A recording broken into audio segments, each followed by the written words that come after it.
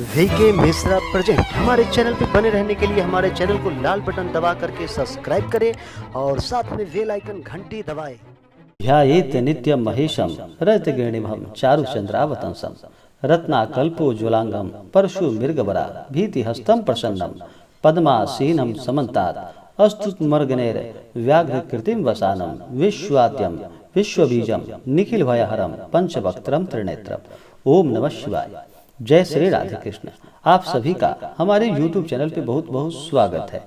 यूं ही ज्ञानवर्धक जानकारियाँ प्राप्त करने के लिए हमारे इस चैनल को लाल बटन दबा करके सब्सक्राइब करें, साथ में बेल आइकन घंटी दबाएं ताकि मेरे वीडियो का नोटिफिकेशन आपके पास सबसे पहले पहुंचे। आइए आज सुनते हैं श्रावण मास महत्व छठे अध्याय की कथा। श्रावण मास का बड़ा ही विशेष महत्व माना गया है। श्रावण मास में भगवान शिव की आराधना और पूजा की जाती है। जो भी जातक सच्ची श्रद्धा के साथ भगवान भोलेनाथ की आराधना करते हैं, पूजन करते हैं या श्रावण मास के महत्व का कथा श्रवण करते हैं, भगवान शिव की कृपा से सभी प्रकार के सुख और समृद्धि की प्राप्ति होती है।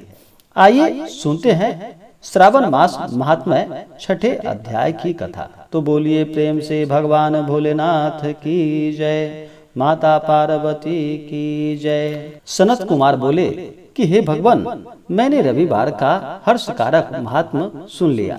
अब आप कृपा करके श्रावण मास में सोमवार का महात्म मुझसे बताइए।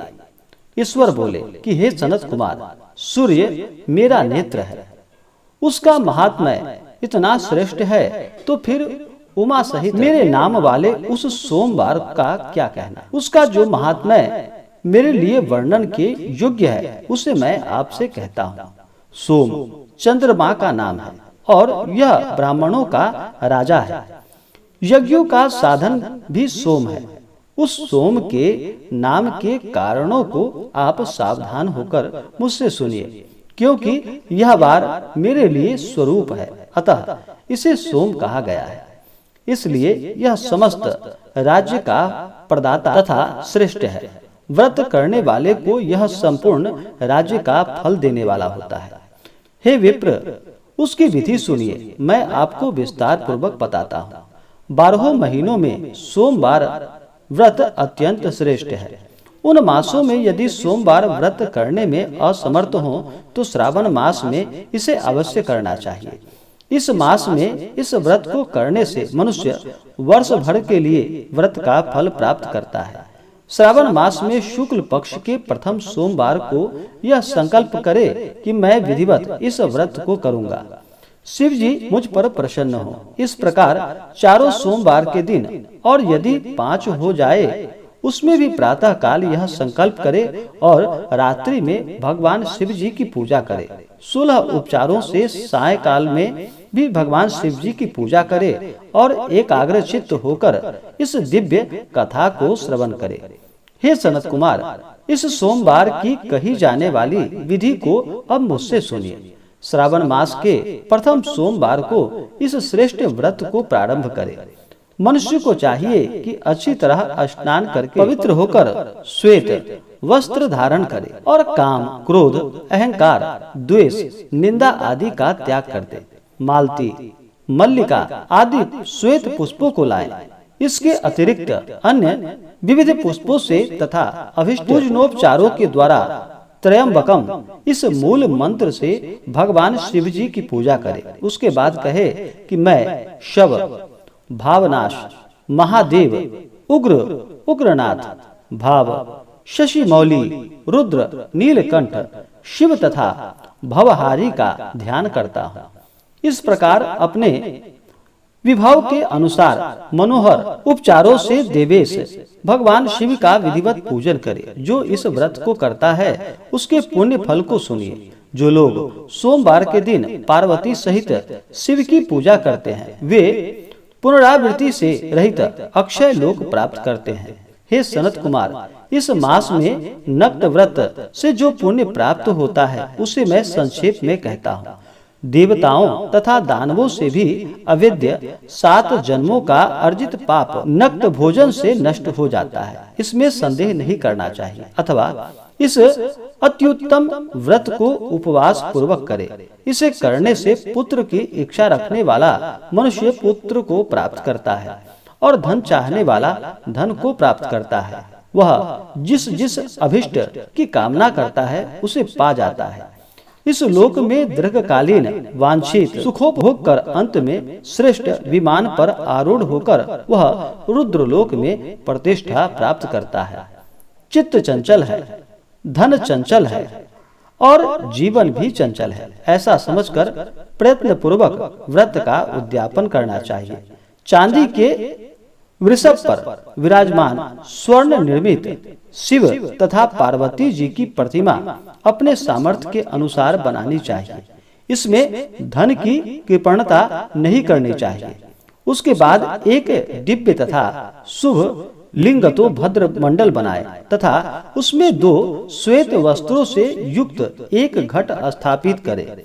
घट के ऊपर तांबे अथवा बांस का बना हुआ पात्र रखे और उसके ऊपर उमा सहित शिव को स्थापित करे। उसके बाद श्रुति, स्मृति तथा पुराणों में कहे गए मंत्रों से भगवान शिव की पूजा करे। पुष्पों का मंडप बनाए तथा उसके ऊपर सुंदर चंदोबा लगाए। उसमें गीतों तथा बाजों की मधुर ध्वनि के साथ में जागरण करे।